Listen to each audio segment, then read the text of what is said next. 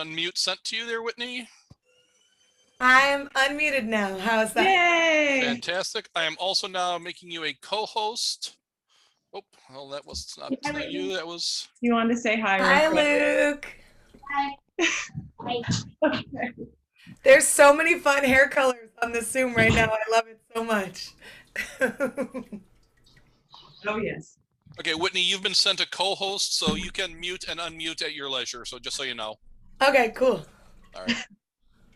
It's so good to see you. You too. I mean, not in person, but yes, on Zoom. Great to see you. I miss our weekly hellos. I know. It's been a minute. But I promise to make my way out to, now that you can play more shows. I know, finally, thank goodness. I mean, technically I was playing little shows here and there, but I just wasn't posting them, so now I can actually post them. Yes. So. Definitely get my way out there. Yay! Yay, so everyone's here. We can get started. Yay. Yeah, we might have more people pop in to view the interview as we go along, so they'll just be let in as well. Awesome. Before we start, can anybody still hear that? No. You can't hear it. Okay. A little bit, but barely. Don't worry about it. I was It's going to fine. say because it's making me paranoid. Oh, I love that I'm your background too, by the way. It looks like I'm stroking your face when I did that. I was like, hello. You are. That's okay. I could feel it from here. I have a tendency not to walk up and stroke people's face when I first meet them. So just so you know. No, but when she does make the wallpapers like that, she does have a tendency to lean back and kiss them. Yes. Wait a minute. I'm going to do it again. Hang on. Hello. They're going to be like, why do we agree to come to these things right now? Like, hello, nice to meet you anyway. I'm Scotty. And then you've got some other people here that want to say hello to you. You've got Charlie, if you can wave. Greetings. How's it going? Welcome. You know Jess, so we'll just bypass her. And then you've got Erin as well, who's in Australia. Oh my goodness, nice to meet you. Lovely to meet you. You're all over the world right now. Holy cow. What time is it in Australia right now? It's 6 a.m. Sunday morning. Wow, you're up early. Oh my goodness. I hope you had some coffee this morning. Yes. Cheers. Erin, bless her heart, because she's like so out of our time zones. Like I'm in the UK, so Erin's obviously in Australia. So she has to get up super early to do these. Whereas like, 8 o'clock's fine for me. It's quite a nice chill time to do it. So that's commitment and dedication right there. Every week, near enough, she's up early just to come do these. So she's a sweetheart. So, yeah. I do my best. She's an angel. But yeah, do you want to introduce yourself and tell us a little bit about what you do? Sure. Well, wait, I didn't meet Jim yet. Jim has to say hi. Jim's in the UK too. Oh, cool. Okay. So UK, Australia. Oh, how we doing, Whitney? Nice to meet you. Nice to meet you too. Okay, so Charlie, where are you? You're the only one I don't know where you are. I'm outside Chicago. Oh, wow. We're like really all over the place. That's awesome. Yep. I'm sorry for everyone else, except Australia. It's like really nice here in San Diego today. I'm sorry. Chicago, I'm sorry.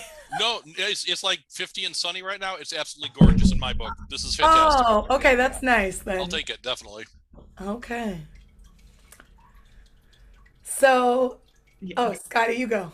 No, that's okay. It was just literally, I'm going to let you introduce yourself because there might be people watching this after that don't know who you are. So Sure. So my name is Whitney Shay. I'm a singer, songwriter, recording artist, performer from San Diego, California. I mostly sing in the blues and soul and jazz genres. And yeah, I've been singing professionally with bands for about 10 years. And I'm signed with Roof Records, which is a record label in Germany. And in 2020, I was supposed to be touring all over Europe, all over the world. And obviously we know, the world had kind of different plans. So hopefully, I've got some UK dates in the fall. So I hope I see you, Scotty, maybe. oh yeah, where's your dates? I have to pull them up. Sorry. I was like, hold on, let me tell you. Are the dates on your website, I'm guessing? Not yet, because Okay. they're still kind of confirming, because this was stuff that was rescheduled from last year. And as we know, stuff is kind of still in play. Even if it's confirmed, like some stuff is kind of. But I think there is some stuff that's confirmed but let's see. I think we're supposed to be in. It looks like we're going to be in the UK for like a week. So we have the 100 Club is confirmed on September 21st in London, which is like, and then looks like the Veers. No, that's Belgium. Oh, Hartlepool is the other one that's confirmed. So 2 dates in England, it looks like. But yeah. I don't think where Hartlepool is, because as everybody else on know on here, as soon as you said London, I could see Jess's face. She was like, yeah, she won't be going to that one. Nope, not going to happen. If I can help not go to London, I will not go to London. I will have a little look. But yeah, if you've got any dates that are close by, I'll come say hello. Sure. We were supposed to be in Edinburgh and like other dates in the UK last year, but yeah. So I think it just depends on restrictions. I mean, that's kind of what it's like being a musician in 2020 and 2021 is really you just kind of have to like go with the flow, and you kind of can't hold on to everything. Like that's been a great lesson I will say over the last year for me is just kind of learning to deal with loss with grace and acceptance, and really just learning to like, kind of, I think a lot of musicians right now have really learned how to find their identity outside of music, because for the last 10 years of my life, that was my entire identity, was my career. And so when that's taken away, it's like you really have to do some self-examination. And it's amazing like to be able to perform again and to have those dates come back, but like as things, with COVID keep shifting, we never know. I mean, like I think in Italy and Paris, I think they locked down again this week. So We did, yeah. Yeah, Yeah. it's been really bad. But we've got like a sort of roadmap for, because I'm Scottish, so I know the Scottish. Oh, yeah. one, but we've also got the English one as well, and they're kind of doing things a little bit different to each other. But they're hoping like by July, that everything's going to be completely open again. And I'm like, it really depends. let's hope. Fingers crossed for you. Bless you. I got my second vaccine last week, so I'm excited. How do you feel? Are you feeling okay? Honestly, I've been really fatigued all week. Like ever since I got it, I've just been like really fatigued. So, but it's better than having COVID. So, Yes.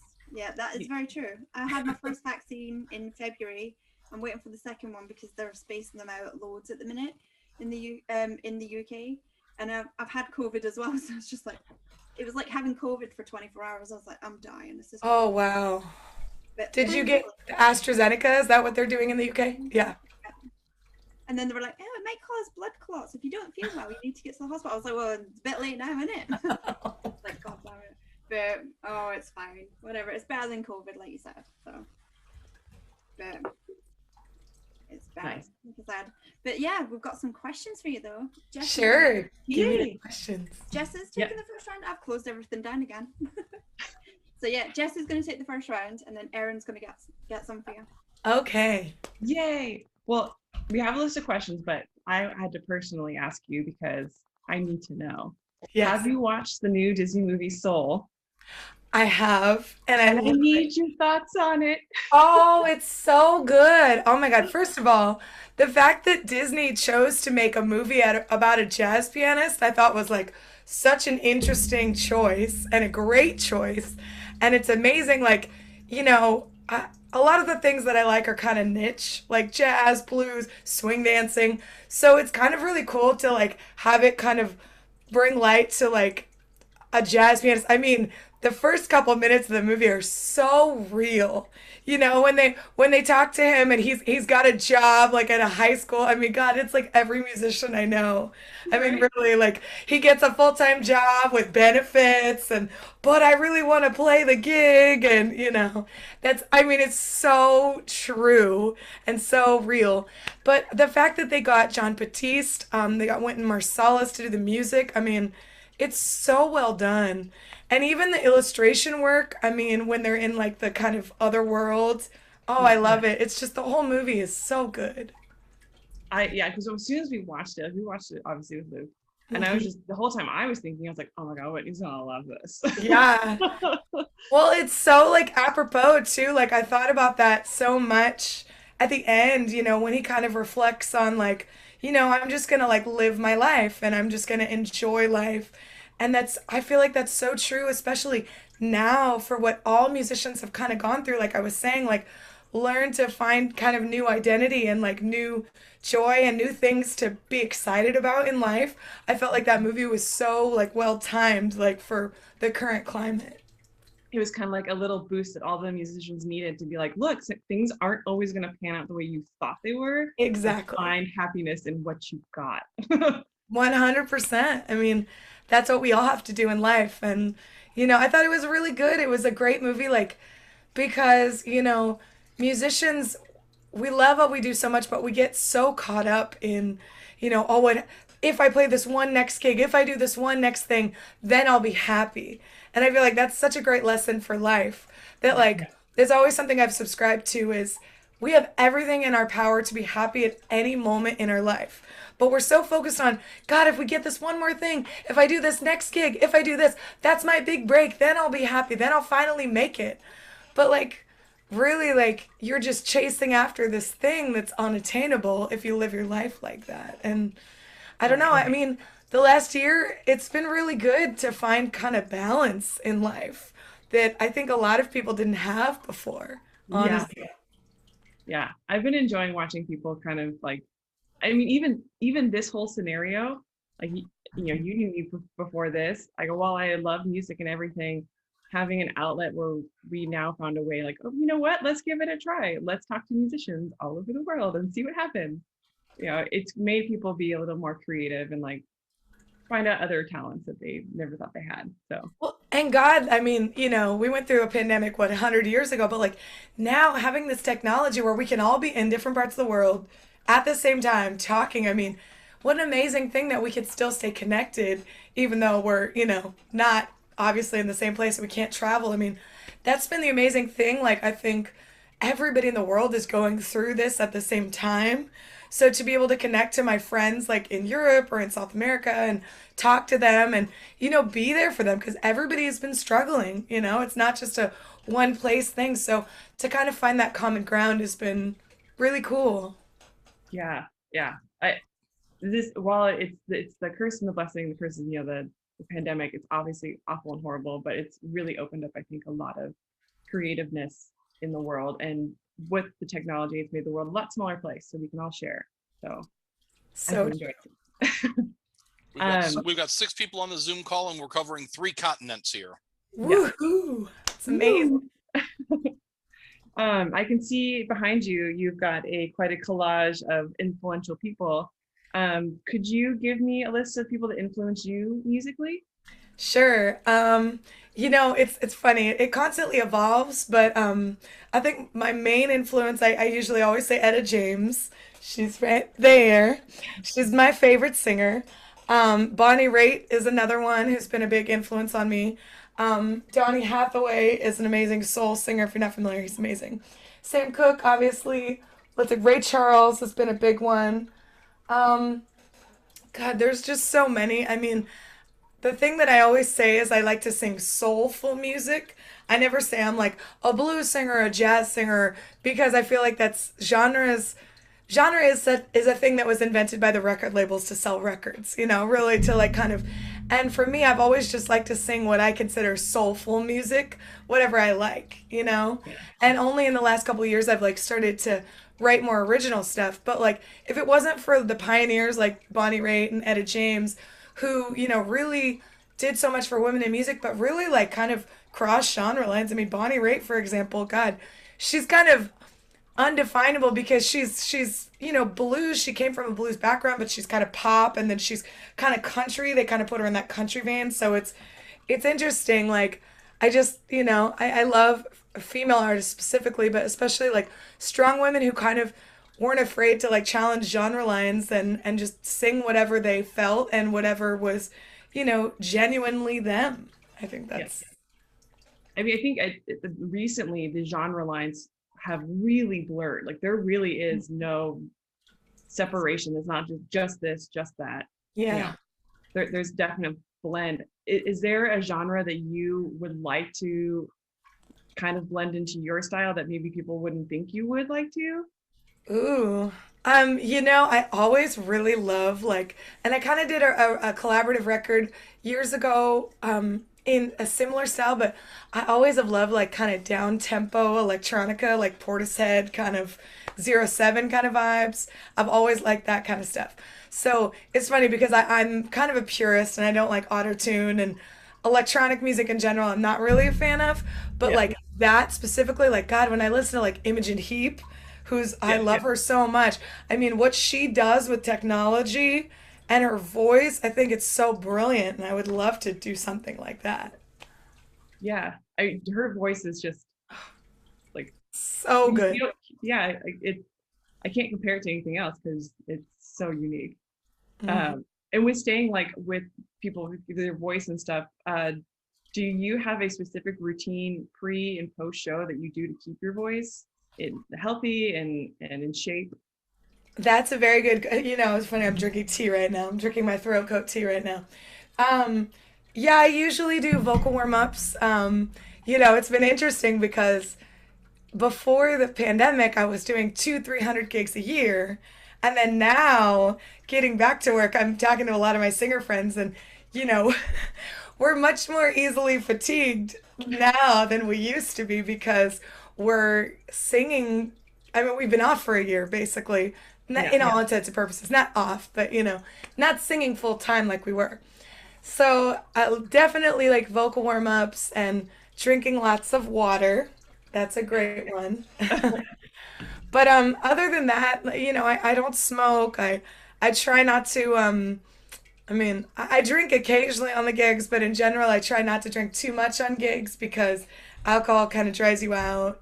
Yeah. So I try to be good as much as anyone can be. We all tried to be good this pandemic, but Yes. we all know how that panned out for everybody. I'm gonna work out every day. How's that working out for you? I'm Jess, working what's on it my wine called? collection. Good for you, Jess. That's a good collection to have. I was going to say, She's what's working- in your cup, Jess? She's working on reducing her wine collection. Yeah. Yeah. That's good. I mean, I work out. I do. You do. You definitely do. We'll give you credit for Working out that. your mind. Yeah. This wine bottle's heavy. You joke, but in one of my Zoom workout classes, she was like, "If you don't have weights, just get a wine bottle." You're like, oh no, I got those. It's my kind of workout. Exactly. Pop it open when you're done. Woo! Yeah. Okay, so my next question is, and I wonder how it's changed, how your goals have changed since this pandemic's happened. Have your goals changed, and what your long-term or short-term goals in your career? And Yeah, that's a great question. My goal for like 10 years was to tour in Europe, and I've been able to do that, and that's still like my goal. My overarching goal is to play like, bigger festivals and tour regularly, but now after being home a little bit, like I don't know if I want to tour 365 days a year. yeah, Realistically, I think I'd like to find more balance because in the last year I've realized like how important like my relationships, my interpersonal relationships, my family, like how important that is. And it's funny because all I did was work before. I talked to one of my best friends recently and I said, "Man, I realized, a couple years ago I was in a long-term relationship and I did 300 gigs a year. I don't know how I even had a relationship, honestly." And my friend said, "Yeah, like if we wanted to see you, we pretty much came to your gig." That's kind of, and I've realized like, my career is so important and I love performing so much, but I'm really trying to like be better, especially like taking local gigs here in San Diego. Like I'm trying to be better about not playing every single night because I just don't need to. I love making music. I think it's important, but I think that like having balance in your life, like I said, like cooking and gardening and just kind of being at home and finding, that interpersonal balance and that that space, mindfulness. I mean, I just think it's so important for all of us for our mental well-being. Yeah. And yeah, Having it's a been- life to write about. Like, Exactly. having experience. Go figure. Yeah. Well, and you touched on doing gigs here in San Diego, and a question I wanted to know, because I have my own opinions about San Diego Sure. and the live music culture that we have here. Can you give me some of the highlights about being a musician here in San Diego, things that we do well, and then the lowlights, some things that maybe San Diego as a community can improve on for their live music entertainers? So it's funny. People have such differing opinions about the San Diego music scene. First of all, we have an immense wealth of talent here. I mean, I think people don't realize like how many musicians we have here and how many different genres and diverse. I mean, I always hear like people saying, "Oh, there's no live music in San Diego." I'm like, you just don't know where to go because I could find music 7 nights a week if I wanted to, really. Even like during COVID right now, I still know people playing, pretty much, especially on the weekends, every night. I think San Diego has an amazing scene where a lot of musicians go out and support each other and are really like, there's a great community aspect here that I don't think is necessarily as prevalent in other cities where it's maybe more cutthroat. People are just nicer here in general, I think, like musicians to other musicians. And I think one of the benefits that we have is it's actually relatively easy. I mean, not easy, but like you can make a living here as a musician. Whereas cities like maybe Austin and Nashville, because there's so much competition and the gigs don't really pay well because there's so much competition, I think you can make a living like finding, teaching gigs and full-time, performing gigs. So I think that's something that like a lot of places you can't do. Yeah. You might have to tour more. Something that I feel like we should do better, it seems to be like at the gigs, a lot of times it's the same people, like the live music fans. I think we have a really diehard like fan base of people who like live music in San Diego, but like it's not necessarily like the masses because like the Gas Lamp San Diego, like there used to be a lot more music clubs. I mean, you probably know, like there's a lot less in the last 10 years that I've been working. There's not many places downtown San Diego that even have music anymore, live music. Maybe more like DJ clubs, but so I mean that would be cool to have more in general, like bringing in new music fans. That would be better if like we had more, maybe I don't know how to accomplish that. Maybe better promotion from the venues, new ways to engage with people. Or maybe just like this city maybe investing in like the arts and culture fund and maybe promoting the fact that we have live music here and that it's kind of a mecca. I think that would be something good because in Austin and New Orleans and Nashville they kind of have that reputation, so people go there for music. So maybe if we had that, that might help. Yeah, I definitely think that people just don't know that it's here. Yeah.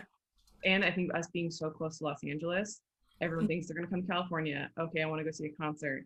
It goes straight to LA, which kind of like, but in LA, it's like the same kind of, it's so saturated. There's so many like singer, songwriter, little clubs you can go to, but And some you of them can't- are gems. You can't make a living as a musician in LA. I mean, I know a lot of musicians in LA, unless they're like touring or doing session work, you can't make a living gigging full time in Los Angeles. Yeah. So it's a weird mix. And a lot of them, I think, come down here and they're like, oh, Yeah. this is so nice. It's so lovely. Everyone's so nice here. Yeah. Not Los Angeles. Well, you were talking about, places like Nashville and kind of getting in the South. And I know you've traveled all over the world. But I feel like that kind of area, the Nashville, Memphis, kind of Mississippi Delta area, that's a special place in your heart for those areas. When you go there, are there specific venues that you like to go and see or perform in? And what dishes and drinks are you getting while you're out there? Oh, good question. So funny story, I really haven't toured that much in the US. I've been to these places, Yeah. but I haven't so I recorded my album in Austin, Texas in November of 2019. And I did a little mini tour there and played a couple gigs there in July of that same year. So I've played in Austin. I've been, I guess I guess I did play during the Blues Music Awards in Memphis, like at like a kind of a jam session thing. At what's the main venue? It's one of the big venues on Beale Street. I've never played in, no, okay. I went to a music conference in Nashville and I played kind of again during like a jam during the music conference. But I would say out of those cities, my favorite is Austin. The vibe in Austin is amazing. The music is amazing. And ooh, what was my favorite like dish that I ate? I mean, in New Orleans, I like to eat all the Cajun, food, and Nashville, the hot chicken for sure. Yeah. Hattie B's was my favorite, I think. But oh, I had some kind of mac and cheese with hot chicken at some place in Nashville, and that was the best. God, how American. You guys listening? That's like such an American thing, like carbs with fried things on top of it, with cheese. That's Lots of hot sauce on it. So burn. yes, pretty much. Drinks. I mean, I didn't know this was a Southern California thing, but I'm very partial to a Moscow Mule. It's funny. I was in Spain a couple years ago, and there was a girl I ran into, and she was from LA. She was a singer from LA, and I was like, "Do you have a Moscow Mule?" And she was like, "That's so Southern California of you." And I was like, "Oh, I didn't know that was a thing here." But I don't know, a hurricane or some kind of blended thing in New Orleans, maybe a Kentucky Mule. Yeah, I think when I was in the Mississippi Delta, we did a trip. It was amazing. We did a trip where we drove from New Orleans to Memphis for the Blues Music Awards. So we went to Jazz Fest and then drove there, and we drove through the Delta, and we stopped in all these little towns. Indianola, Mississippi. We stopped in Clarksdale, Mississippi. And then we stopped in, God, what's the other one? This really small town, the Blue Front Cafe, which is the last surviving juke joint, is there. I can't think of the name right now on top of it, but it was the best fried chicken I've ever had in my life. And it was this tiny little, kind of shack juke joint place with one lady in the kitchen, and best fried chicken I've ever had. Yeah, it's always those little off the road places. Hole in the wall joints are always the best ones for the good food, no question. Definitely. Yeah, I think the best late night snack and drink I ever had in Nashville was there's this little trailer that's off in the middle. It's East Nashville, outside of downtown. It's called Santa's Pub because the guy that owns it looks like Santa Claus, and his trailer is decked out with Christmas decorations year round. I mean, it's a shitty place. And they do karaoke there, and like the most random, famous people. Oh, I love it. Show up every once in a while. I've been there. You've been to Santa? I've been there, yes. And they have pub grub, but I don't know if it's because you're pretty drunk at that point when you end up there. But I was like, this is the best corn dog I've ever had in my life. That's amazing. If you're ever in Nashville, go back. I will go. Santa's Pub. Okay, I'll check it out. You got to be a little enough drunk that you go up and sing some really terrible country karaoke. I love a good karaoke bar. I like it. I think I like it a little better now, but before I started singing professionally, I used to love karaoke, and then I kind of got burned out. Like when you sing for a living, you're like, I don't really want to go to karaoke, and all my musical theater friends love karaoke, so I'm like, I don't really want to go. But now I could appreciate it on occasion. Everyone's gonna bust out and be like, all right, I need some drinks, I need some karaoke. Go do this. See, I go to karaoke and I gotta rap or something, do something that I'm not good at. What is your karaoke song of choice then? Okay, so I have a couple. I've got Baby Got Back because I know every word to it. So Charlie's head in his hands. I mean, it's just I've known every word of that song since I was 8. I'm not even joking. And then what's the other one? Oh, I like to do Killing Me Softly because that's a crowd pleaser, Yeah. Well, before I started singing for a living, I used to go in and sing when I did karaoke all the time. I used to sing "And I'm Telling You I'm Not Going" from Dreamgirls. That was my big one. It was when I was pretty drunk. It was pretty funny. Yeah, I get a standing ovation from all the drunk people. I hope that on your next album there is a bonus track of "Baby Got Back," sung by Whitney Shay. Yes. I don't know if anybody would pay for that, but I would. I'd do I it. would. Yeah. Absolutely. I'll Yeah. send you a private recording of that. How about that? Woo! Oh, Yeah. Oh, you what? Come to the UK and do it. Oh, I'll be right in front with you. I'll be right with you. I can't sing, but it's okay. Oh, I just saw Jim's question. What was it like performing at the 2018 Music Awards? It was awesome. I've actually performed at the Music Awards twice. Once in 2018, and then I think once when it was at Humphreys. I think it was like 2015, maybe 2014. It was awesome. I mean, getting to play for your peers. It's a lot of pressure, but it's really amazing to be able to play for a room full of musicians. Although I will say, the music awards are always interesting because the people in the front are paying attention. But then, myself included, all the musicians are usually hanging by the bar in the back talking the whole night. I'll be realistic with you. That's kind of what the music awards are. People complain about it, but I kind of am okay with it only because, to be honest, it's like the one night a year that we usually get to see each other. You see people that you never see because everybody's always working, and so it's kind of a fun night to catch up with everybody. So, it's always an interesting experience going to the music awards, and I don't think I'd ever, if I was a non-musician, I wouldn't want to like go with it as a date with somebody because it's just going to be musicians talking shop the whole night, pretty much. Is your own version of old home weekend, basically. What's that? It's your own version of homecoming, basically. Oh, Yeah. yeah. Yeah. Definitely. Yeah. I was like, old home weekend. I don't know what that is. That's a Chicago term. I don't know. Jim said, Yeah. rubbing shoulders and getting really drunk. Yeah. Pretty much. Basically, yeah.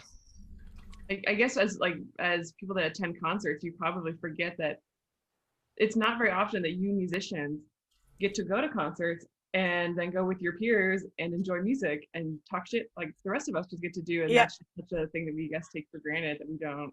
Musicians are the worst people at concerts. I will tell you right now because we're talking the whole time. I'm sorry. It's true. Musicians are the worst.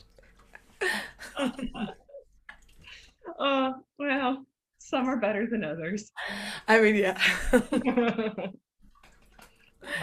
Okay, so I've got just a couple more questions and then I'm going to hand you over to Australia. She's got questions for you. But do you have like a dream venue, like someplace where you're like, and because I know you earlier you were talking about like you had these goals of, oh, we just play this, then I'll be happy. But is there one place where you're like, it's a milestone place to play at? Mm-hmm. Oh, that's a really good question. Yes, I know, it's my living room. Hooray. I know. I'm like, oh, you're stumping me. God, there's a few that I would. Oh, okay. There's a beautiful, the Orpheum Theater in Los Angeles is like really beautiful. It's like a cool kind of Art Deco old theater. I'd love to play like kind of at a venue like that size. I'm sure like in Europe, I'm sure they have those kind of venues all the time. Yeah, Jazz Fest, that festival, that's probably up there for me, getting to play Jazz Fest.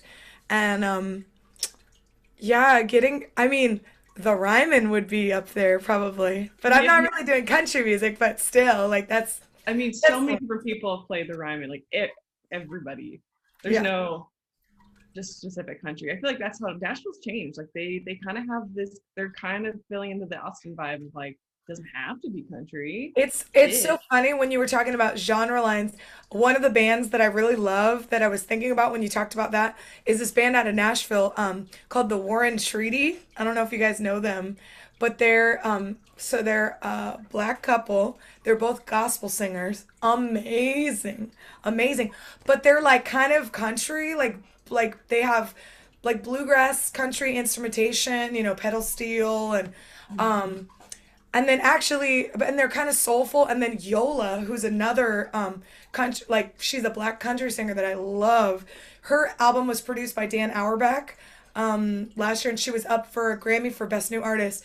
And she's another one who's like, she's a country singer, but like her voice is like soul, but her record kind of sounds like it's something a cross between like James Taylor and like Carly Simon, like produced out of that era. So, I mean, that's the cool thing about like the new music scene, now like stuff is just coming out, like you said, and genre doesn't really matter anymore.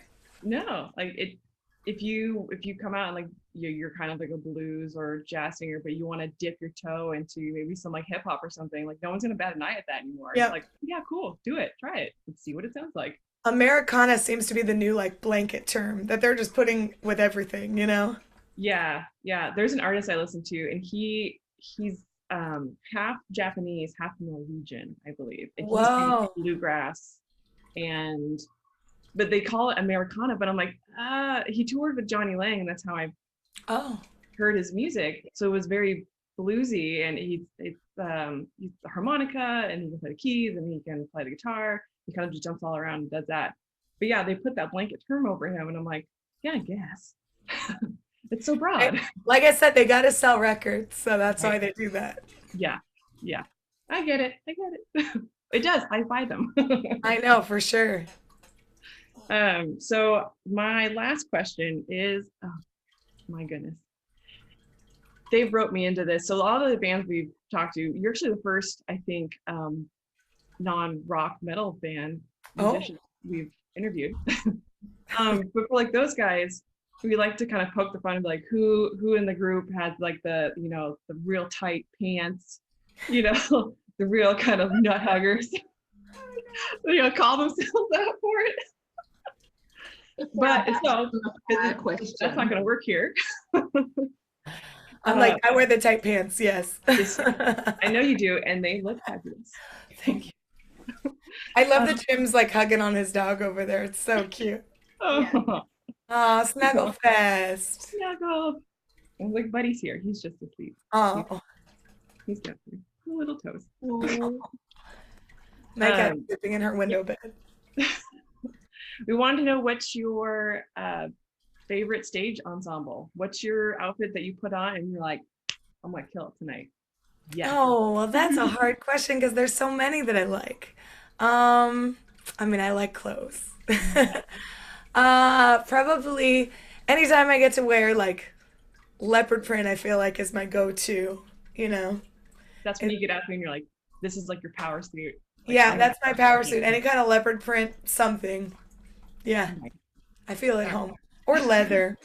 Oh, yes. We like Whitney and leather. Oh, awesome. All right, well, I'm going to send you over to Sunday morning in Australia. Oh my gosh. Time It travel feels here. it feels so early now all of a sudden. No, it's so lovely to get to talk to you. Yeah, Jess introduced us all to your music, and I got hooked straight away. Oh, thank you. And I've been blasting it around my house, so my family have been listening to you too. And my husband goes, "She's not bad." So big praise from him.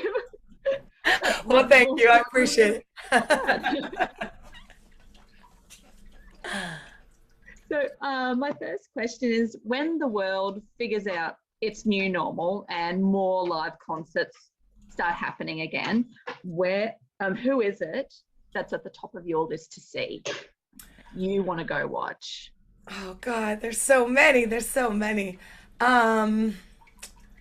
I'd love to see Bonnie Raitt again in concert. She's always amazing. Oh yeah, I really wanted to see Yola, the singer that I was talking about. She's British actually, but she lives in Nashville. But she came here to the Music Box, and I was on tour. It was like in February of 2020. So and she was supposed to be actually, I think, supporting Gary Clark Jr. Her and Warren Treaty were like trading off opening for Gary Clark Jr. And I was like, oh man, I really want to see that show. That would be great. So yeah, I would love to see that. Who else? Oh, Lake Street Dive is one of my favorites. I don't know if you guys know that band, but they're great. Check them out. I will. Yeah. I've seen them a few times. They've been to San Diego quite a bit, so I've seen them like 3 or 4 times. I have this is one of their albums right here. They just came out with a new record this week. That's great. So, I'll look for that. yeah. So God, I mean, so many, but who knows when the world comes back to normal, I'm probably going to be playing, so I'm probably going to not have any nights off to go see concerts. You won't have a chance to actually just I know. in the middle of it. I have to schedule it off like 3 months in advance, basically. But on the flip side, you've also said you realize that you're going to go ahead and appreciate your time off a lot more too. So you're probably going to not schedule yourself for as long as But these Charlie, tours, so, I yeah. say that now, but Granted, yes, yeah. I don't know any musician that says, "Oh, I'm going to take time off. I'm going to enjoy life more." Nope, I got a 9-month tour coming. Nope, I'm gone. Yep, yeah. yeah, when I say that I'm going to have more balance in my life, that doesn't mean I'm not going to tour and gig. What that means is I'm not going to play 7 nights a week, 2-3 shows a day. I'm not that's what I mean. Gotcha. Fair enough, yeah. What do you think you would be doing right now if you didn't have a musical career? I've thought about that over the years. I've thought oftentimes about actually I am going back to school right now. That's been one of the good things for me during COVID is, well, I got time, I'm going to learn. So I've been studying graphic design. So that's been something I've been really enjoying. But I thought a couple years ago about when you're an artist or musician, you're always constantly thinking should I have a backup plan? Should I, So I thought about studying marriage and family therapy for a long time. And I still have thought about that over the years, although that door's kind of closed as things in my career have taken off, pre-pandemic obviously, but so yeah, I think something like that. I also thought about going to law school. That was another thing that I considered pretty, heavily, but I'm glad that I'm doing music. So So are we. thank you. You've received a lot of amazing, well-justified awards, and what one to you holds a real special place in your heart? I think the Artist of the Year award at the San Diego Music Awards. I think that was to me, not only just being best blues artist, but being Artist of the Year. I mean, I was up against Jason Mraz, for God's sake. So that was I had no idea. I thought there was no way in hell, honestly, that I was gonna win that. So I mean, the fact that was my peers who voted, for that was really amazing to win that. And then to be nominated for a Blues Music Award, that was a national award. That was a really big deal for me too. So probably those two. I love hearing that. You thought, I had no chance, and then you. I know. I literally. I mean, my bandmates could tell you. I was standing with them before. I was like, yeah, there's not we should just go. And it was the last award of the night too. And then they said my name, and they were like, oh my God. And I'm like, what? I was in shock. I was in such shock. I mean, if you see, there's a video of my speech. I was like, oh my God, what? I didn't prepare a speech because I didn't think I was gonna win. Now I have to go find that video. Yeah. Oh my God, did you just have to wing it? Pretty much, yeah. Oh, wow. Talk about putting pressure on, eh? Yeah, exactly. Oh, bless your heart. Who is your celebrity crushes? Do you have any? Oh, current or former? Any and all, yeah. Okay. Feel free. So my my bad one that was from high school, we all have our kind of cringeworthy one that we have to admit. In high school, I was in love with Mark McGrath from Sugar Ray. I was now he looks so bad. He's not aged well at all. Somebody showed me a picture of him now, and I'm like, oh God, he looks. But at the time, that was my big crush. Let's see. Current celebrity crush. Ooh.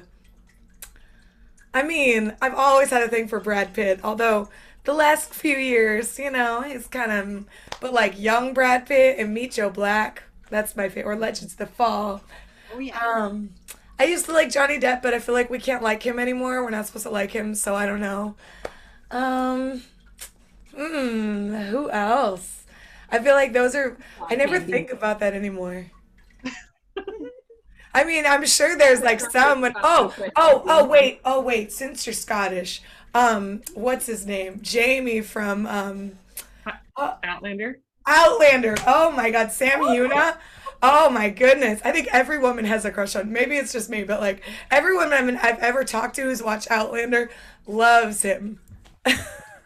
I know, but I can't place the face. Let me have a quick look. He's a ginger. I never knew I had a thing for gingers until him.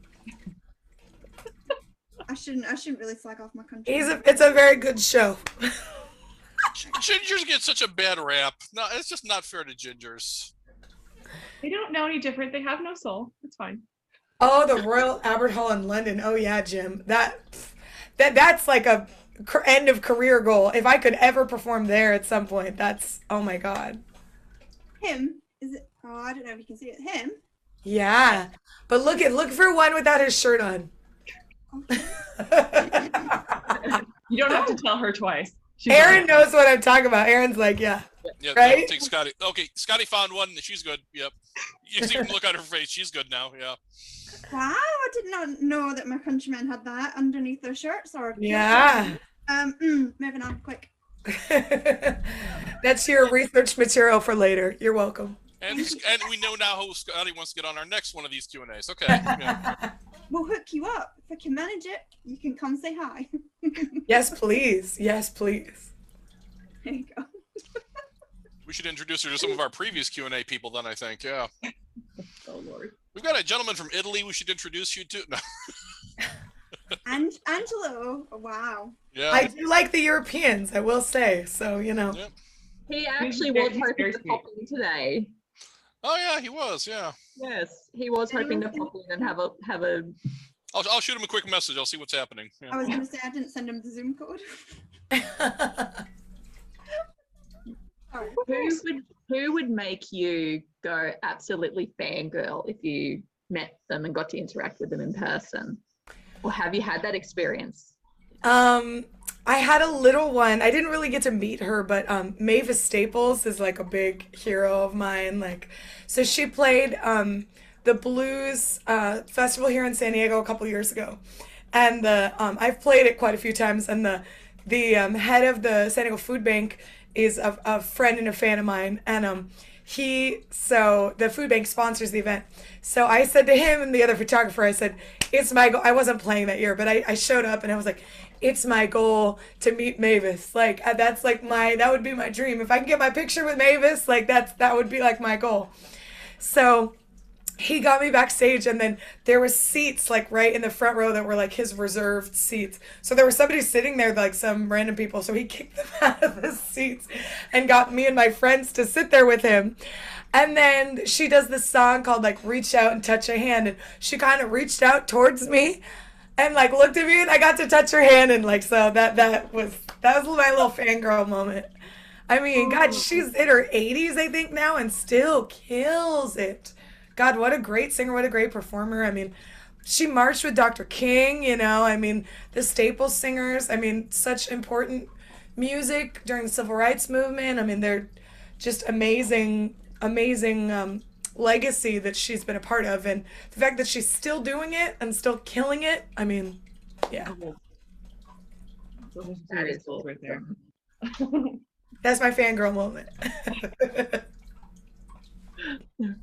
You mentioned before that due to COVID, like you enjoy like cooking and gardening. How's your home garden coming along? Well, okay, I was growing vegetables and then I killed them. I'll be honest with you. Well done, Matt. I'd never really gardened before, but I had things growing. And then, but it's actually great now. My roommate who moved in September, she is an amazing gardener and she has a lot of succulents. So the succulents look great. Actually, we were out there in the garden this morning kind of doing some things, and it's very green with cacti and succulents now. So those are much more low maintenance. So those look good. They're harder to kill. Exactly. The bougainvillea that I planted that I thought I killed is coming back, so I'm excited about that. Hooray! Yes, my garden's going nuts at the moment, so I'm very happy. Been harvesting a heap of stuff. Yeah. Is it winter or summer there right now? It's just gone on to autumn, so fall. Yeah. Okay. Okay. Yes. So it was pitch black when I came out here this morning to get ready, and it was Wow. a bit chilly, but it's going to be a really nice day now. Yeah. You know, I gotta visit Australia someday, but I read those like kind of BuzzFeed articles that say like Australia is the land of nope. Scotty's nodding her head because she knows what I'm talking about. They say, I don't know. I can't. Like with the spiders and the crocodiles and the snakes and all the jellyfish. I'm like, everything in Australia is trying to kill you all the time, it seems like. I've been sending these guys photos and videos and stuff of what I've come up with, and like the big huntsman spiders. They're not poisonous, but they chase you. No, And no, you have a wingspan as big as my face, so I've sent them photos of that. no. And Jess was freaked out at Godzilla that I came across when I was walking up a lookout over town to show them like the full panoramic view of my town. There was Godzilla, a huge goanna, just sitting on top of the lookout, and they're like, yeah. Nope. Nope. No, thank you. Oh, he's Why is everything in Australia trying to kill you all the time? I don't understand. I thought it was cool as hell personally, but yeah, No. I'm nuts, so that's a Well, different. you thought it was cool until you're like right next to it. I'm not down there, so I don't care. I've said to Erin, I was like, I'd love to come visit you, but no. I don't have so you're okay there. You come here. You just there's stay nothing here that'll inside. kill you. While everything outside is trying to kill Well, you. but have you seen those pictures where there's like a lighting fixture and there's a snake coming out of the lighting fixture? I'm like, no. No. Or in the toilet, there's a snake coiled up in the toilet. I'm like, no, thank you. No, no, no. I haven't had any of those. So Okay, good. Okay, that's good to know. Thank you for telling me that. you can come to me, it's okay. I've got goosebumps. Oh, we got to change the subject for Scotty. What do I do? Don't like So, it. but funny enough, we will be going on to talk about animals, so it is connected there. So Jess has said that your family owns a farm and has a large amount of animals on it. Can you give us a list of the animals and their names? Oh God, their names. There's too many to name them all. I mean, really. My mom's probably got, I think, like 20 horses at this point. She has a couple. She has a couple Scottish Highland cattle. She has, God, how many of those does she have now? 4 or 5. So she had a baby. They're so cute. Oh my The goodness. babies are adorable. Aren't they? Oh, she's a little silver baby. She's so cute. And then, God. Do Okay. us a favor and just don't let Scotty near the horses, though. Oh. No, don't you dare. Oh no. What's I'm in the? trouble. Uh-oh. No. That was on a cute. That was private. No. One-off story. I'm just giving Scotty a hard time. That's all. Well, now she needs to know. I know. I'm like, now I want to know what the story is. There was a horse once that bit Scotty, so she turned around and slapped it. Oh, okay. It I was feel- fair. The That's horse bit fair. her, so she slapped it. That's So fine. yeah. That's not that dramatic of a story. That's Yeah. that, But no, Scotty, that's okay. anytime horses come up in conversation now, I always give Scotty a hard time about it. That's all. Yeah. Oh, okay. I thought it was going to be much more traumatic than that. That's okay. No, but when you say it and people just sort of don't laugh and you're like, it's an asshole. I didn't like it. It was just a knee-jerk reaction. It bit me. I've been feeding it for years and I don't know what its problem was. It must have been like coming into season because I'm sure when I first started going, it was only young, like a baby kind of thing. And it must have been like, you know, hitting its maturity or something because it just was not happy. And I took my bucket down and it just bit me. So it was knee-jerk reaction, literally went smack. And then I was like, you ain't getting anything else. It's like, that's it. I ain't feeding you anymore. I was so petty, Frank. I feel like that was a warranted reaction, you know? I mean, Thank you. I don't feel so bad now. if a human came up and bit you, you would slap them too. So, It's just fun to tease her. That's all. She gives me crap all the time. I barely get her back most of the time. I take it where I can get it. So that's all. And it's the comedy factor too that Scotty is short. So yeah, just the visual image of her slapping a horse. That's quite funny, actually. I'm trying to think what other animals. Okay, so we've got she's a potbelly pig. She's got ducks, chickens, peacocks, camels, llamas, goats, Mama. sheep. I think that's it. Oh, donkey. There's like a mini donkey and then a full size donkey. Um, yeah, I think I named dogs, cats. I think that's it. So cool. Bless. Luke really liked the camels that he got to meet when he went He over. did. Yeah, he was really good at feeding Aladdin. He's the very friendly camel. Because Luke's so skittish. He kind of gets scared easily and shy, and so he doesn't like to. But we came Luke home was with driving the tractor though. He was doing really well. He's a farm boy in training. Yep. He'll have to go back out and visit again. 'Cause I think Definitely. You let me know when you want to go. We'll go.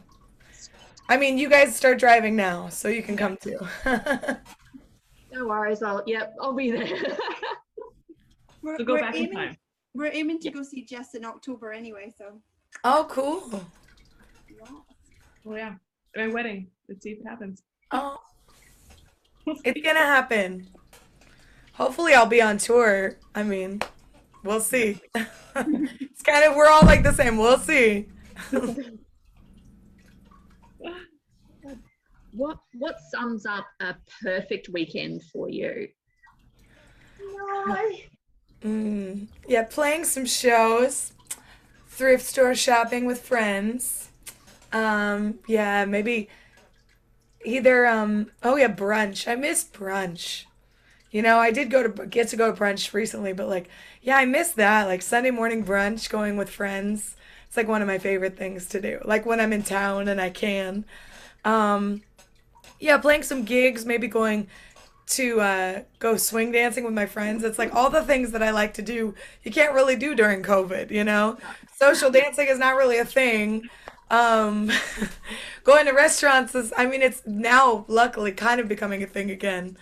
Um, but yeah, and then thrifting is a little bit of a thing. It's a little different. It's funny, there's a flea market in town that's happening today, like for the first time in, I don't know, a year. And I love going to do things like that. So I'm glad those are coming back. So as soon as you're off with us, that's where you're headed, right? I mean, And goodbye. She's out the door. Yeah. That's like me. There's the Bookorama is happening in my town today at the yesterday and today, and I'm like, oh, fun. I should go back and see if there's any more books they've unpacked to put out to sell, because it's like $1, $2, or $3. I'm like, oh, gimme. Yeah. What's Australia like right now?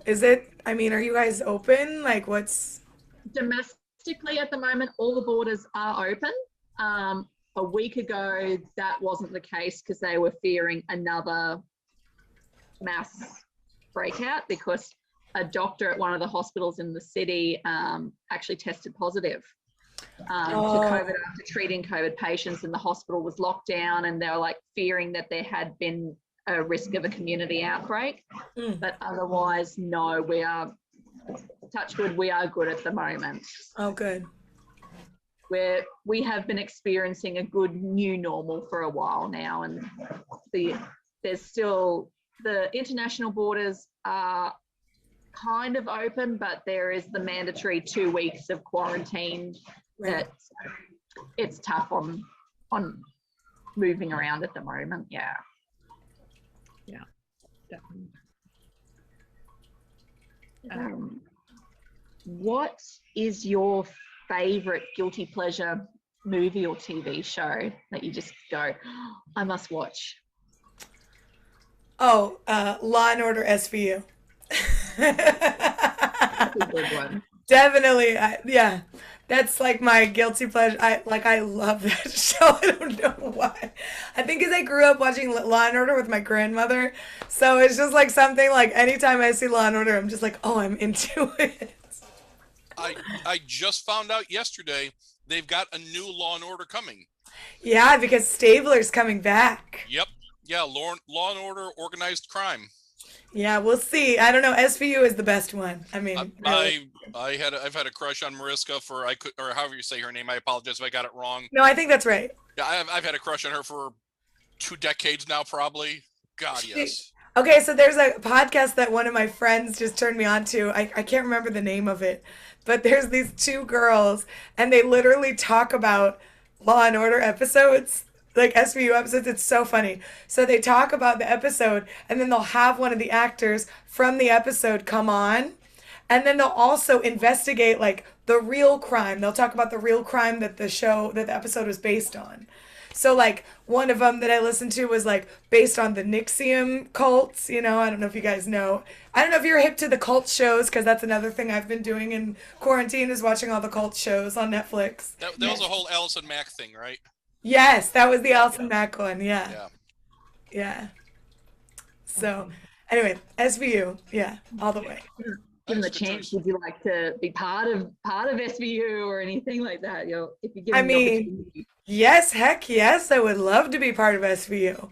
I mean, it's funny, I know somebody that I know who I did theater with had an SVU episode, but he played like, one of these kids who was like abused but then became an abuser. Like, and I was like, I don't know if I don't want that. Like, I don't want to be like a pedophile on the show. Can I choose what I get to be? Pretty much you're either a dead body or a suspect. That's kind of, or a victim. Those are like Yeah, the three. victim number 3. I'll take that. Yeah, there we go. You know who Mariska Hargitay's mom is, right? Yes. I used to, but I forgot. Jane Mansfield. Thank you. Yeah, I did know that. Yep. Yeah. The hotness That's runs so in her cool. genes. Very much so.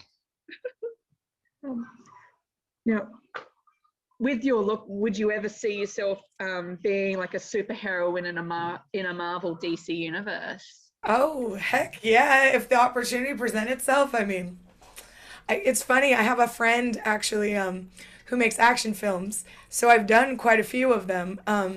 And I get to play the villain typically, which is really fun. So I did recently, I did stage combat in college because I studied acting in college. And I took stage combat. And then over the past year, we've done like, a couple films and past probably few years. But then recently, he's done a lot of what they call previs because he's a professional stuntman in LA.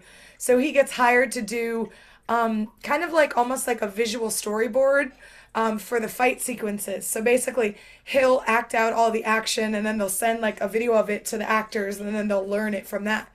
So I've gotten to do a couple instances of that for a show called Lone Star 911, I think. It's on Fox. So I got to do some fight sequences. Nice. Yeah. So Damn. so there's a couple. I mean, you're not gonna see me on the show. I'm not on the show, but like I got to do the fight scene for that. It's pretty fun. That is cool. Teach me some fight moves. Yeah, I got my boxing gloves. I've been taking boxing the last couple months. It's on my to-do list. Yeah. Could you ever see yourself doing recording a theme song for a show or for a network? Oh, yeah, I would love to. I've had a couple songs that were like in films and in movies, but never a theme song. So that would be, yeah.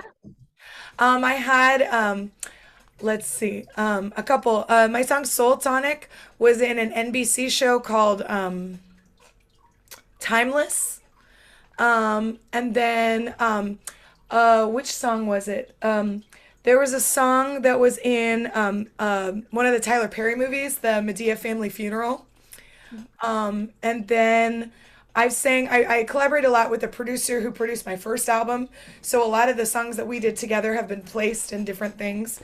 I'm trying to think. It's quite a few different like shows, like BET shows, and what else? I'm trying to think, like some foreign films, some different, there's been a lot of little placements here and there. I'll find out like after the fact usually, and then I get a check, and that's nice. That's so cool. Good surprise It's to really get. Yeah. Yeah. Do you have any hobbies or interests that when you tell people, they just look at you and go, "Oh, you're not kidding? Like, are you serious?" Um, hmm. Yeah, probably like swing dancing. Maybe that's I don't know. I don't get like a you're not what's the one that I've been doing recently? Probably the boxing, kickboxing thing. That was like people were like, "Oh, really?" Like, yeah, no, I have gloves. Like I was getting Um, I love to learn in general, so I'm always trying to, learn different things. And I always tend to go back to school every couple of years. Even when I'm like gigging, I'll just take like, I took a sculpture class a few years ago. I went back and I've always been a dancer, took a tap class. Actually, it's funny. Somebody I know just started samba dancing classes, and I really want to go take that. Um, Oh, yeah. I've always, especially I've been to Brazil a lot and I would love to learn samba dancing. So, Oh, I loved your song you did with that those Brazilian oh guy. yeah, with my friend Israel. That was so cool. Oh, that just takes me back to the days of going to watch bossa nova shows, and I was like, oh, I miss it. That just sounds so good. Oh, thank you. It's funny. I gotta record something with David. David and I have been talking about doing something together for like 10 years. We got to do a collab. Yeah. Oh yeah. I love listening to David's music. I think he's a Brazilian musician that plays here in San Diego. He's a great guitar David player. Scheid. David Shay. Uh, he's Brazilian, but he speaks. He's great at English. He knows his English. But when you They see him, always do. when you get his Brazilian accent, like he's like, I don't know the word in English, and you're like, stop it, you. Yeah, they like to play into it when they don't. That's been the funniest thing to me, especially being in blues. Like, I know so many musicians all over the world who sing in English, but like and they won't sing in whatever their language is because they like think of the blues as more like but my first experience was going to Brazil in 2015 and playing this big festival, and afterwards there was like a jam at the bar, and there was all these musicians from Chile and Argentina and Brazil, and like nobody spoke English, but they all sang in English. It was so weird. It was like the weirdest thing I'd ever seen. I'm like, whoa. But honestly, like most people speak English. I've realized that like traveling the world, like I always feel bad. I'm like, I'm not speaking your language. I'm so sorry. And they're like, no, we're speaking English. This is good for us. And then they always apologize that their English is bad, and it's amazing. So, Yeah. yes, I've Yeah. only been overseas once, and yeah, went to Vanuatu and New Caledonia, and I was like, oh, they speak French and English there. I'm like, oh, okay. I'm like, I had some phrases ready, but then they're like, oh no, we just do English. I'm like, thank you. Uh, What would you like people to ask you that rarely, if ever, gets asked of you in interviews or in general? oh, um, that's a really good question. What would I like to be? Um, like maybe, why do I do music? Maybe that would be like a good question. It's funny, this came up a couple years ago for me because a friend of mine, she was really passionate about Israel. And in general, like, she's fought for the IDF. She was like, my purpose in life is Israel. Like, your purpose in life is singing. And I'm like, no, that's not really my purpose in life. I think that that's a tool that I use to accomplish my purpose in life. But in general, I think my purpose in life is to like bring people joy and to connect to other people. And I think that the way that I do that and the way I go about that is through music. So I feel like that's just a tool that I use. So yeah, I mean, I do music because performing is the only thing I've ever wanted to do since I was 3 years old. But like in general, I think like my purpose in life, like the reason why I really do it is to bring people joy, you know. That's so nice. Feels, yeah, hitting the feels. What is the best piece of advice you've ever received? Always be versatile. That's the thing that one of my acting teachers in college told me, like, if you want to work, like, learn to do everything. that's kind of why I'm always like learning different things. I mean, I have that gene too, where I just, somebody told me to take an anagram test recently, and I'm type 3, which is the achiever, I guess. I found that out. And yeah, it's just always like learning and kind of trying to better myself and trying to learn new skill sets. I feel like that always just, as an artist, like only like just like learning graphic design for me right now. I feel like that's something that I can use in my artistry, like, but also like to maybe help other musician friends too. Like, I feel like it's learning something new is never going to hinder you. So, One of my hobbies for a dozen years was tech theater, oh, yeah. and one of the things I learned from one of my directors early on working a show was the best techies act in at least one show. The best Oh, actors do tech in at least one show. As soon as you see the other side of what each other has to go through, you're so much better in your own position because you understand why the stage manager and the assistant stage manager say, if it's not your prop, don't touch it. You 100%. understand better why the actor says, well, I can't get into this position fast enough because I'm having problems with my costume change because of this, because of that. I'm trying to get there, but I'm having this problem. But I don't get why you're having this problem. Well, because you haven't acted yet. And as soon as you've seen both sides, you get a much better understanding of both sides of the coin. So yeah, I see what you mean by that. So yeah, it's a very, very good point. Versatility helps a lot, especially in the theater world, no question. Yeah, they make you actually, when I don't know if every school does this, but at least at my school, they make you take all the lighting and stage and stagecraft, like set design. They make you take all those classes, even if you're not a technical theater major. You have to take all those. It gives Good. you much different appreciation, you know? Yep. It helps a lot, definitely. Definitely. I've just got one more question on my list, and then Sure.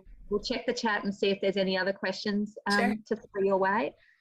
What is the one message that you really like want to spread to your fans or just to everyone? Especially right now, I think that just be kind to one another. I think that's like such an important thing. I'm just seeing God so much right now. I think people are forgetting what empathy is, it's kind of been unfortunate, we've seen it a lot in our country with the election, and it's kind of been unfortunate how divisive everything has gotten, to the point that like we can't have a conversation anymore, it seems like. And that's something that I really like want us to remember all the time. Like, even if somebody says something, I mean, and believe me, there's been a lot of like people have gotten really hateful on both sides, like, and such just some awful things. But like we need to like, I mean, that's one of the detriments, I think. Everybody being home and being like, kind of have all this pent up aggression and not being able to go out and not being able to like see people in person. Because there's a lot of things that I feel like if we see each other in person, you would never say those things. But some people, like, they get behind a keyboard, they get behind a computer, and then they forget and they get really like vitriolic. And so I think, yeah, just like being kind and like having empathy for one another, being able to like have a dialogue, like even when people have differing opinions, being able to just keep, a cool demeanor and not fighting, it's so important, especially right now, because everyone's going through a lot right now, and we all just need to be kind to one another. That is the most beautiful, best message that, yes, we all feel you could definitely, that everyone can spread and put across. Absolutely. No doubt about it. People love the protection of the anonymity of the internet, unfortunately. Yes, they do. And they take that, they write it, they use it, and yeah, it's a shame. So yeah. So Well, I think the world needs more songs about empathy. I think 2021 is the year that artists, we need to write songs, Yes. make songs about being nice, being empathetic, and then go out in 2022 and play them all for everybody. I agree. This is the year for it. But yeah, I think that's it. Let's Charlie, do you want to check the chat? Is there anything? Yeah. No, we didn't have any outstanding questions or anything. Nothing really came in. I just thought of one based on what you've just said, Whitney. Yeah. Have you received any like really harsh or negative feedback from people online? Have you been a victim to that abuse? Maybe not necessarily online because in general I try to stay pretty positive, but just okay, for like a perfect example in the blues world, in the last week, there's a huge fraction because there was an artist who years ago, I guess, bought he made a replica of the Dukes of Hazzard car and it had the Confederate flag on it. And so now all this has come out, and his Blues Music Award has just been nomination has just been rescinded, and it's like a huge thing in the blues world right now, for people supporting the Blues Foundation's decision, and then people like supporting Kenny Wayne Shepherd, who's the artist that this happened to, and so that's been just reading the comments. I mean, there's 2,000 comments on this Facebook post in the last 48 hours. So it's just kind of crazy, like just reading it. I mean, if you want some entertainment, go and read that. But that's a perfect example of people like not being able to have a dialogue anymore, and people just like being so angry on both sides. And it's just, God, I just can't wait till we can get through this and, get back to playing music and just being kind to one another again. Because, man, it's just gotten out of hand. Yeah. Kevin's got a question. I'm actually going to mute him and let him ask you. I was just, Sorry. Thank you. Yeah, I did. So if you could like collab with any sort of rock metal artist or band, who would it be, why, and where would you play your shows? Okay, well, metal, I'm going to be honest, I don't know any metal. Or sort of like, I mean, rock is a massive umbrella of music. Okay, yeah, that's fair. Yeah, That's so fair. I mean, rock covers, all types of. Oh, I really like I like Marcus King a lot. I'm not sure if you're familiar with him. He's who else? I mean, Gary Clark Jr. would be great. But God, I'd love to collab. Well, see, I want to collab with all the blues people. Buddy Guy. I mean, I would love to collab with Buddy Guy. I'm trying to think of like rock. I'm so bad because I don't know that many like rock and metal bands. I mean, the original king of rock and roll, Little Richard, if he was still alive, I would like to collaborate with him. He invented rock and roll, okay? If you say so. No, it's true. Oh. He literally did. I'll take your word for it. He gave credence, like you should look him up because like the career that he had. I know a lot. Yeah, I mean, like he gave so many artists he gave the Beatles their first tour. Creedence Clearwater too. Like there's interviews where he talks about that. Otis Redding. Like Wow. Yeah, I mean a lot of people like he kind of came up and then also his career. I think he is the architect of rock and roll. I would agree with that. Yeah, he's one of the I'd say he's definitely one of the founding fathers of it. Yep. Of making it. Jim, you can disagree. That's fine. We all have our opinions, don't we? and there's nothing wrong with that. Exactly. Well, that's the great thing about music is it's so subjective, right? Like what's good to one person will not be good to another. I mean, that's the beautiful thing about music.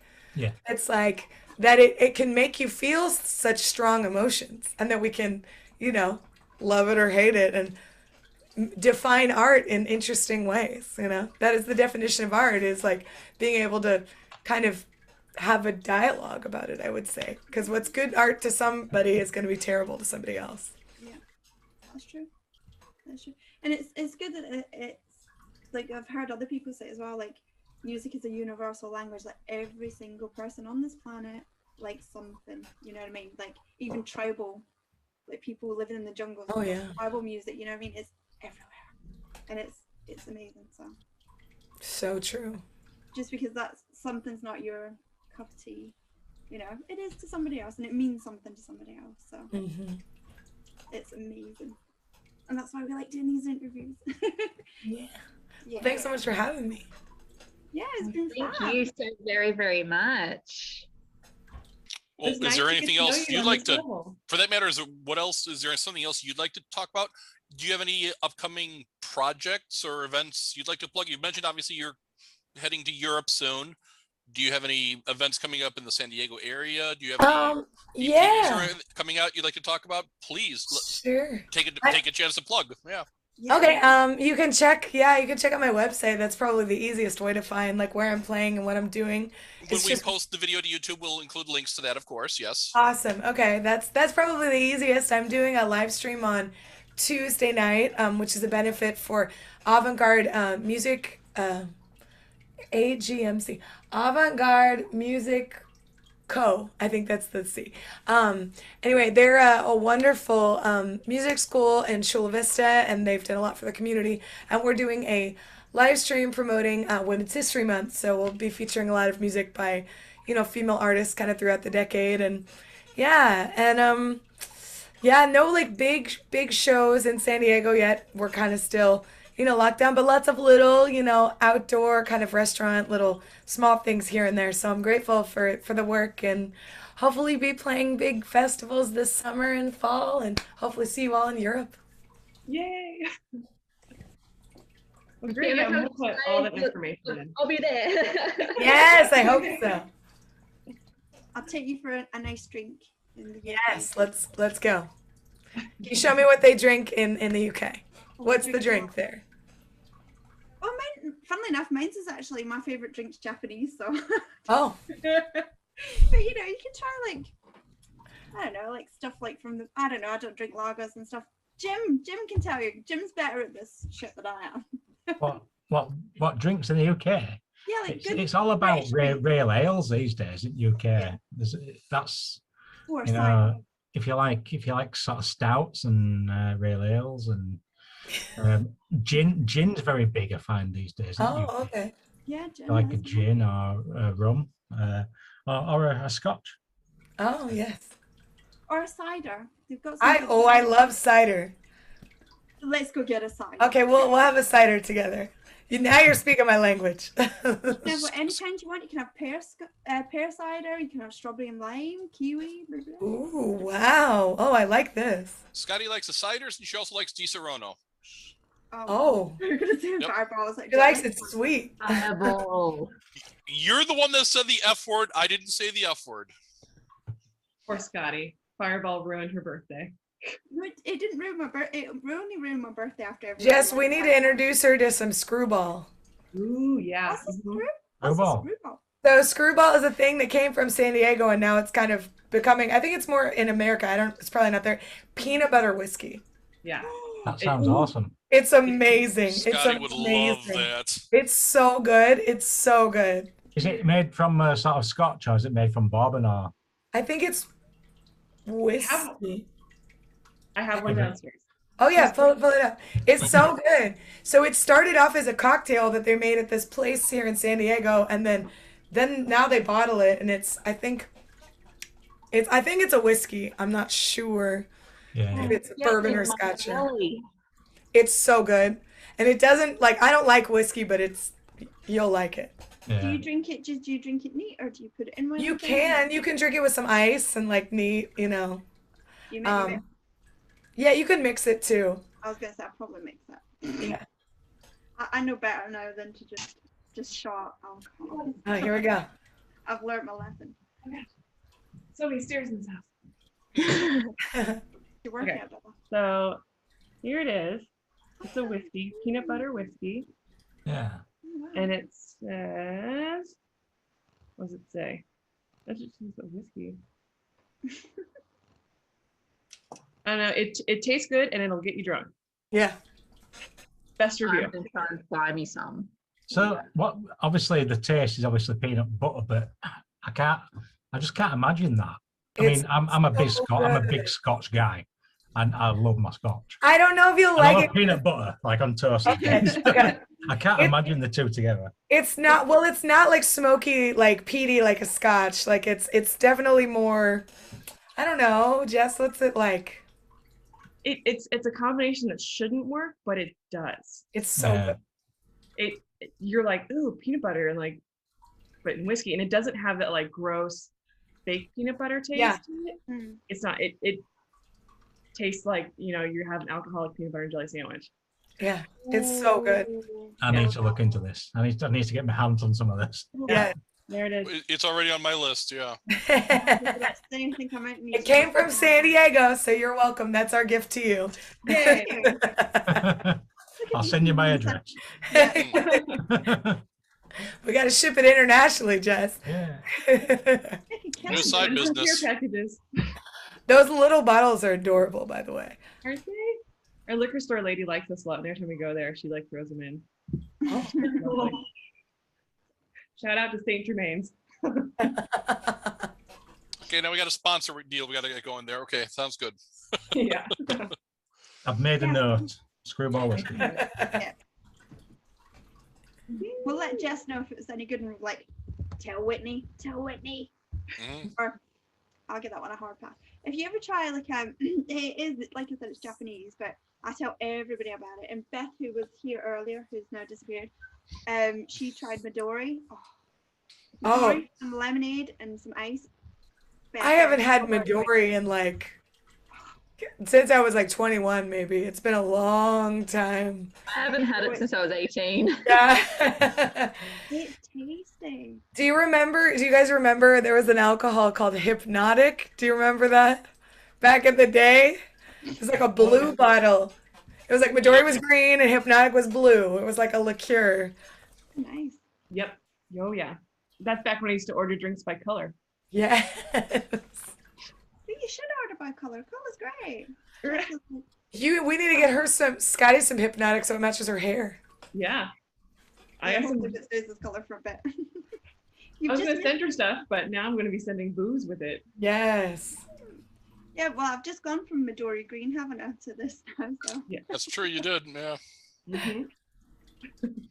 crazy. Almost not. time to re-up the pink. Getting there. Definitely to. I'm like. It looks good. I just got mine redone yesterday, so no more roots for me.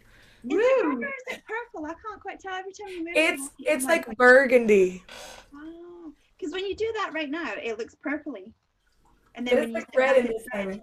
yeah, It color changes depending on my mood. No, I'm I just love kidding. it. Do you know what color changing hair? It should be a thing. I It think it's should be. amazing. Like with heat or something, you know, like a mood ring or something. Oh god, yeah, that'd be Um, amazing. Scotty mentioned Beth, who was on before. She was on last week. She had dyed her hair green that turned fluorescent under black light. She showed Yeah. that to us after our call last week. It Whoa, was cool as hell, actually. Yeah. Yeah, it was that's amazing. amazing. Yeah. I was shocked that it wasn't like that she sent a photo to our chat as well, and I was shocked that it wasn't a filter, that it was actually real. Real hair, yeah.